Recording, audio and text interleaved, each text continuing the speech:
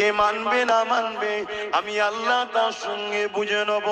অন্যান্য নবী আলাইহিস সালামদের মতো আমি আল্লাহ আপনাকে জিজ্ঞাসা করব না।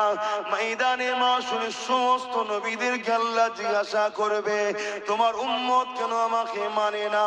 আর আমার রাসূলুল্লাহর ব্যাপারে আল্লাহ জানাচ্ছে, আমার হাবিব আমি আল্লাহ আপনাকে ময়দানে মাশরে জিজ্ঞাসা করব না।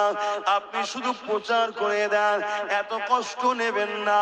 আপনি শুধু জানিয়ে দেন, যে মানবে সে কামিয়াবি হবে, যে মানবে না আমি আল্লাহ তার জন্য কঠিন আযাব এবং কঠিন লাঞ্ছিত রেখেছি।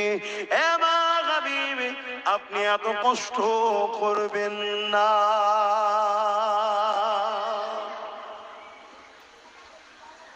আল্লাহ নবী তথাপিও পরের দিন আবার বেরোলেন। আল্লাহ নবীর সঙ্গে একজন যুবকের দেখা হয়ে যায়। আল্লাহ নবী তিনাকে দেখে বলে, আপনি কি আমার কথা মেনে নেবেন? আপনি কি আমার কথাটা শুনে নেবেন?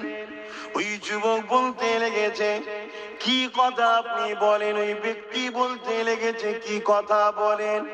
আল্লাহ নবী বলেন, লা ইলাহা ইল্লাল্লাহ মুহাম্মাদুর রাসূলুল্লাহ। এই কালেমা খানা কি আপনি মেনে নেবেন, পড়ে নেবেন?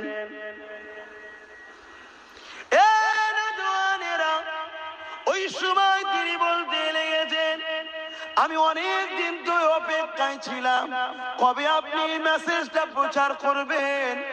কেননা আমি আপনার হাতে হাত দিয়ে ইমানের কালেমা খানা পড়ে নিয়ে